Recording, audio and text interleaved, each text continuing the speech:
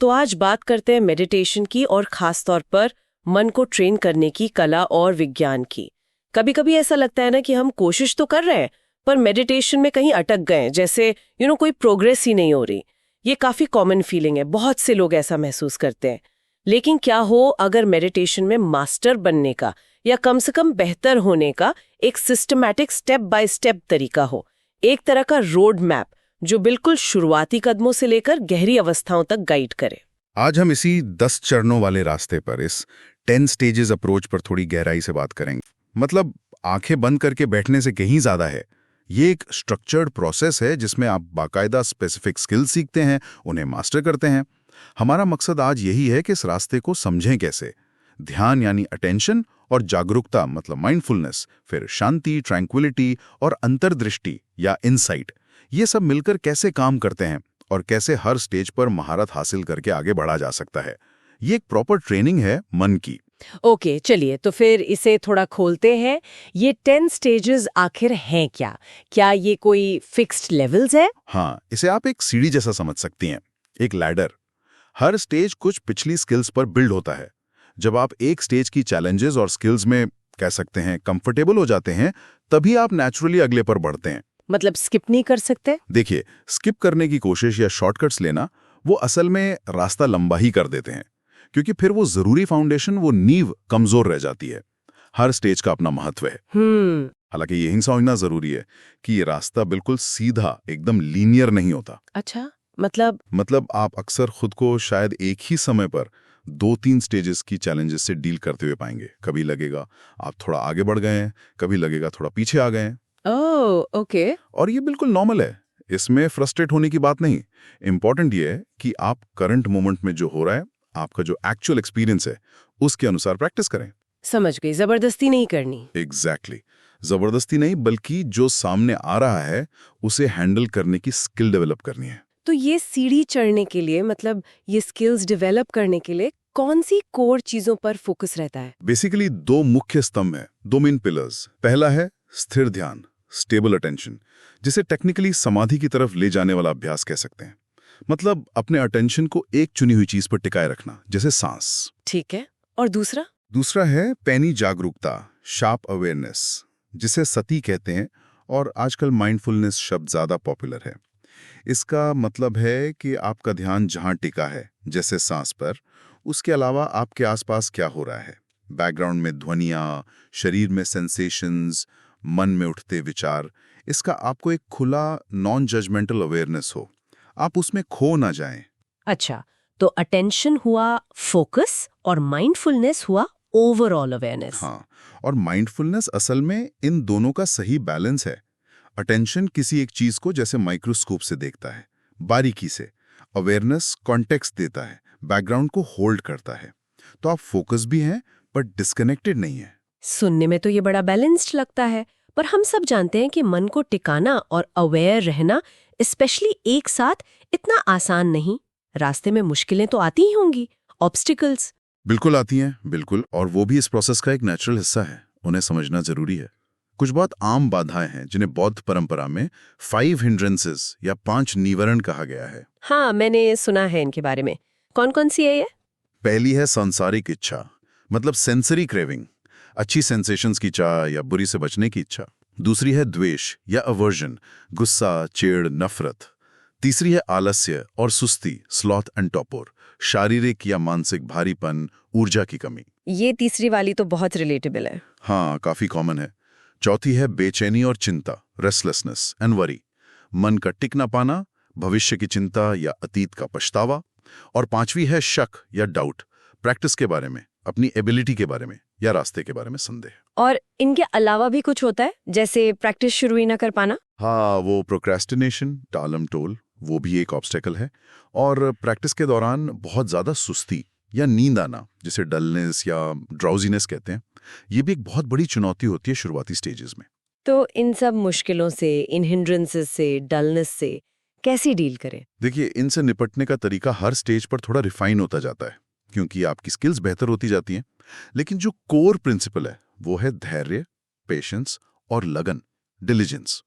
जबरदस्ती नहीं करनी, माइंड के साथ रेसलिंग नहीं करनी। फिनिश चाहिए मतलब। एग्जैक्टली। फिनिश, समझदारी से सही टेक्निक का इस्तेमाल करना, जानना कि कब थोड़ा एफर्ट लगाना है, कब थोड़ा रिलैक्स करना है, कब अटेंशन को शार्पन करना है, कब अवेयरनेस को ब्रॉडन करना है।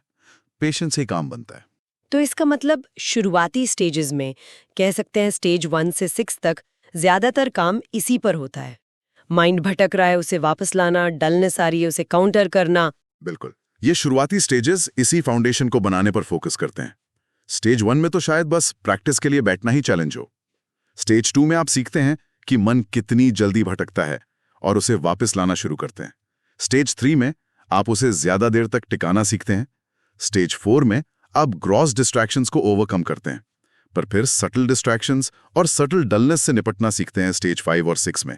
ये पूरा ग्राउंड वर्क है। ये ग्राउंड वर्क सुनने में ही काफी मेहनत का काम लग रहा है। बिल्कुल है। इसमें कंसिस्टेंसी लगती है। लेकिन जो मटेरियल हमने देखा उसमें स्टेज 7 के बाद एक बड़े शिफ्ट की बात कही गई है।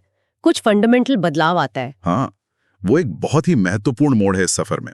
स्टेज 7 और उसके बाद जो होता है उसे कहते हैं मन का एकीकरण या चित्ता से एकाग्रता, unification of mind. Unification of mind, ये क्या है? ये सिर्फ आपकी कॉन्सेंट्रेशन स्किल का बेहतर होना नहीं है, ये उससे ज्यादा प्रोफाउंड है।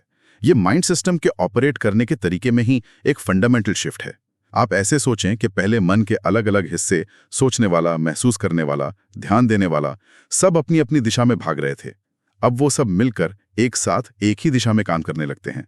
एक हार्मनी आ जाती है। जैसे बिखरा हुआ ऑर्केस्ट्रा अब एक सुर में बजने लगा हो। क्या बात है, बिल्कुल सही एनालॉजी है। हाँ, वैसा ही कुछ। तो इस यूनिफिकेशन से होता क्या है? एक्सपीरियंस कैसा होता है? इसका सबसे पहला और बड़ा नतीजा होता है एफर्टलेस अटेंशन। ध्यान को टिकाए रखने के लिए जो शुरू में बहुत एफर्ट लगता था वो अब बहुत कम हो जाता है या बिल्कुल खत्म हो जाता है। अटेंशन नेचुरली टिका रहता है। Effortless attention, wow. हाँ, और इसके साथ ही एक गहरी शांति और स्थिरता का अनुभव होता है और एक खास तरह का आनंद या खुशी महसूस होती है जिसे पीति या मेडिटेटिव जॉय कहते हैं। पीति, ये कैसी होती है? ये अलग अलग तरह से महसूस हो सकती है। कभी हल्की खुशी, कभी बहुत इंटेंस जॉय, कभी कभी ये शरीर में एनर्जी की तरह महसूस होती है। एनर्जी मतलब जैसे करंट जैसा? हाँ, कुछ लोगों को शरीर में वाइब्रेशंस, झंझनाहट या सडन जोल्स महसूस होते हैं। कभी एक स्मूथ फ्लो ऑफ एनर्जी जैसा लगता है जिसे कुछ लोग प्राणा या ची से जोड़ते हैं। इंपॉर्टेंट ये समझना है कि ये सेंसेशंस खुद यूनिफिकेशन नहीं है, बल्कि उसके लक्षण हैं, उसके साइड इफेक्ट्स कह सकते हैं। ये मन के शांत और एकीकृत होने पर नेचुरली पैदा होते हैं। ये कोई मिस्टिकल या फिजिकल चीज नहीं है जिसे चेज करना है। समझ गए, ये बस साइन पोस्ट्स हैं कि आप सही रास्ते पर हैं। Exactly, signposts. और ये पीटी की अलग अलग ग्रेड्स होती हैं जो धीरे धीरे डेवलप होती हैं जैसे जैसे यूनिफिकेशन गहरा होता है। ये तो वाकई सिर्फ शांत बैठने से बहुत आगे की बात लगती है। तो इस पूरी जर्नी का, इस यूनिफिकेशन का, इस पीति का अल्टीमेट गोल क्या है? सिर्फ अच्छा महसूस करना? नहीं, बिल्कुल नहीं। ये जो गहरी शांति, स्थिरता और आनंद की अवस्था है जिसे कलेक्टिवली समथा कहते हैं, ये असल में एक मजबूत प्लेटफॉर्म तैयार करती है। प्लेटफॉर्म किस चीज के लिए? गहरी इंसाइट या विपासना के लिए। यानी वास्तविकता की प्रकृति को, रियलिटी के नेचर को सीधे अपने अनुभव से समझने के लिए। जैसे कि हर चीज का लगातार बदलना, अनित्यता, इम्पर्मानेंस। जैसे कि कोई फिक्स्ड परमानेंट मैं या मेरा जैसा कुछ नहीं है, अनात्मा, नो सेल्फ। जैसे दुख का स्वभाव क्या है।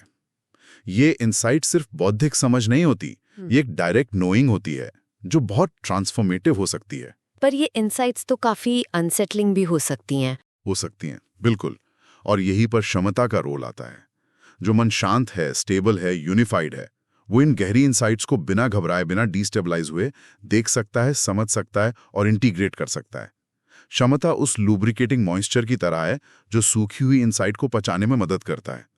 और धीरे धीरे आपकी माइंडफुलनेस प्रैक्टिस आपके पुराने मेंटल पैटर्न्स को, आपकी कंडीशनिंग्स को रीप्रोग्राम करना शुरू कर देती है। आप दुनिया को और खुद को अलग तरह से देखना शुरू करते हैं। कमाल है। तो अगर इसे समेटें तो टेक अवे ये है कि मेडिटेशन में महारत हासिल करना कोई रहस्यमयी चीज नहीं है, बल्कि एक ट्रेनेबल स्किल है। और ये 10 चरणों वाला रास्ता एक बहुत ही स्ट्रक्चर्ड, प्रैक्टिकल फ्रेमवर्क देता है। बिल्कुल। इसमें पेशेंस चाहिए, डिलिजेंस चाहिए और हर स्टेज की अपनी चैलेंजेस को समझकर सही स्किल्स डेवलप करते हुए आगे बढ़ना होता है। हाँ। अटेंशन, माइंडफुलनेस, काम और इंसाइट, ये सब अलग अलग नहीं है बल्कि एक साथ डेवलप होते हैं, एक दूसरे को सपोर्ट करते हैं। बिल्कुल सही कहा। ये एक इंटीग्रेटेड पाथ है। और शायद सोचने के लिए एक बात हम श्रोताओं के लिए छोड़ सकते हैं। हाँ, जैसे जैसे मन यूनिफाई होता जाता है, जैसा हमने कहा, सिर्फ ध्यान ही गहरा नहीं होता, तो क्या दुनिया को देखने का, खुद को अनुभव करने का हमारा पूरा नजरिया ही बदलना शुरू हो सकता है? What happens when the observer itself, वो देखने वाला मैं ही, इस यूनिफिकेशन प्रोसेस से ट्रांसफॉर्म होने लगता है? उसकी प्रकृति कैसे बदल सकती है? इस पर सोचा जा सकता है।